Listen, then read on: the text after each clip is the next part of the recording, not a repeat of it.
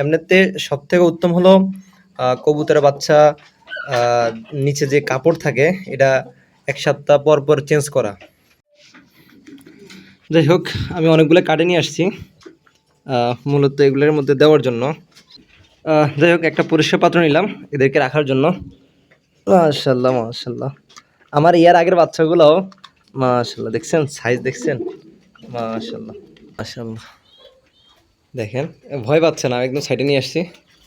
দেখি, দেখি, দেখি, দেখি, দেখি। তুমি একটু নিচে নামো, নামো, নামো, নামো, নামো। নামাজ বাদ দিও না বন্ধু, দুনিয়ার জীবন থেকে আখিরাত উত্তম। আসসালামু আলাইকুম রহমতুল্লাহ। ওয়েলকাম করছি আনিসুর রহমান ফেসবুক পেজ ও ইউটিউব চ্যানেল থেকে। কয়েকদিন আগে আমার এই কিং কবুতরটা মানে মুন্ডিয়ান সাইজের যে কিংটা, এইটা কি করছে এই রেসারের সাথে মাক্সি রেসার একটা মাদির সাথে জোড়া নিয়ে আলহামদুলিল্লাহ ডিম দিয়েছিল।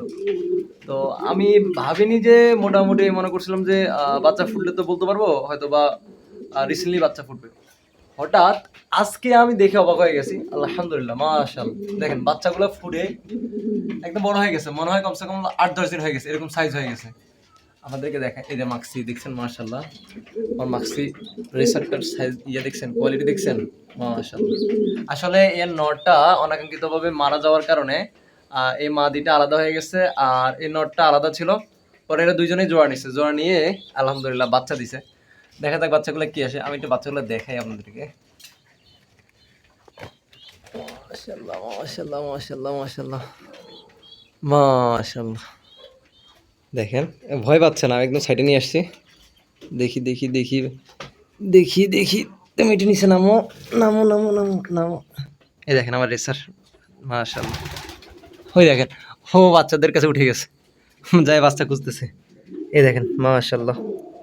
ইস, সব ময়লা হয়ে গেছে আসলে, এটা পরিষ্কার করতে হবে। আচ্ছা পরিষ্কার করে দিচ্ছি। এই যে মাশাআল্লাহ। ইস, এই নোংরা হয়ে গেছে এখান দিয়ে। হুম। আচ্ছা আগে পরিষ্কার করে দিই আমি, তারপর কথা বলবো। যাই হোক একটা পরিষ্কার পাত্র নিলাম এদেরকে রাখার জন্য। মাশাআল্লাহ, মাশাআল্লাহ। আমার ইয়ার আগের বাচ্চাগুলোও মাশাআল্লাহ দেখছেন সাইজ দেখছেন? মাশাআল্লাহ। দেখেন মানে আমি ভাবিনি যে মানে এত বড় হয়ে যাবে। মাশাআল্লাহ, মাশাআল্লাহ। যাক সম্ভবত বাবার মতোই হবে, কারণ এর বাবার দেখেন মায়ের মতো হবে না, কারণ রেসারের মতো তো হইলে তো কথাই ছিল, তবে হবে না তার কারণ হলো এর পাটা দেখেন মাশাআল্লাহ অনেক মোটা মোটা। রেসারের পা কিন্তু এত মোটা হয় না, দেখেন। তবে এই মানে এই কিং এর বাচ্চার একটা বৈশিষ্ট্য কি, দুইটাই বাচ্চা কমসে কম ৮০০ থেকে মানে ১০০০ গ্রাম মানে ১ কেজির মতো হয়ে যায়, এত স্বাস্থ্য হয় মাশাআল্লাহ। দেখেন মানে আমি ভাবিনি যে এত বড় হয়ে যাবে, মানে হুট করেই দেখতেছি আলহামদুলিল্লাহ। আচ্ছা নিচে কিছু দিই যাতে করে পা যাতে না ঢুকে যায়, ছোট বাচ্চা তো নিচে কিছু দিতে হবে, আমি কিছু ব্যবস্থা করি। যাই হোক আমি অনেকগুলো কাটে নিয়ে আসছি মূলত এগুলোর মধ্যে দেওয়ার জন্য। দেখি, দেখি বাবু দেখি একটু।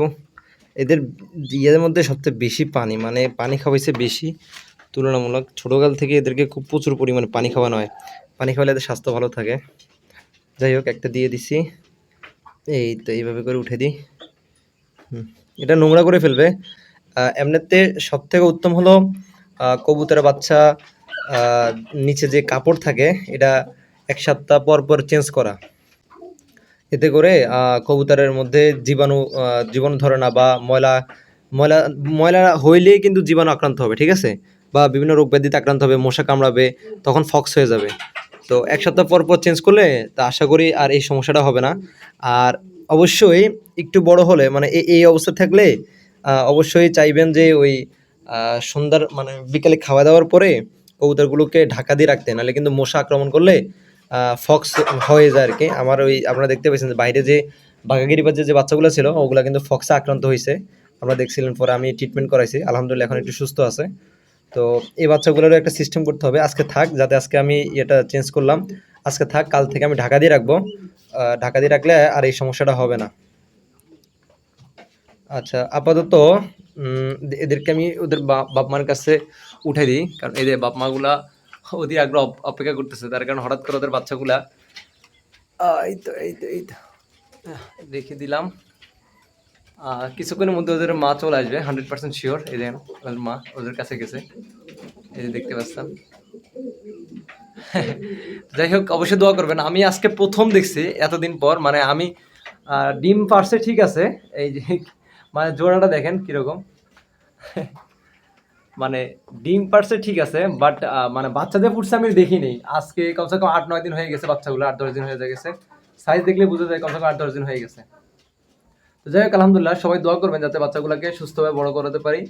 আর দেখি কি কালারটা হয়, যদি রেসারে কালার হয় তাহলে রেখে দিব, চিন্তা ফিকির করছি।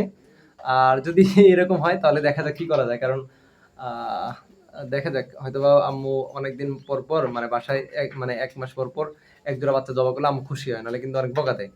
কবুতর পালি বাট যদি কবুতর বাচ্চা না খেতে পারি তাহলে কিন্তু আম্মু মানে খুব মন খারাপ করে আর কি। তো যাই হোক সবাই বাচ্চাগুলোর জন্য দোয়া করবেন। নিয়ত করতেছি না যে কি করা যায়, আপাতত দেখা যাক, বড় হোক তারপরে দেখা যাবে ইনশাল্লাহ। তো আজ এই পর্যন্ত, সব ভালো থাকবেন। আর অবশ্যই এই বাচ্চাগুলোর জন্য দোয়া করবেন যাতে এই বাচ্চাগুলোকে সুস্থভাবে বড় করাতে পারি। আর আমার চ্যানেলে যারা ভিডিওগুলো দেখছেন অবশ্যই চ্যানেলটিকে সাবস্ক্রাইব করে পাশে থাকবেন, আর যারা ফেসবুক পেজ থেকে দেখছেন অবশ্যই পেজটিকে ফলো দিয়ে পাশে থাকবেন। আসসালামু আলাইকুম রহমতুল্লাহি ওয়া বারাকাতুহু।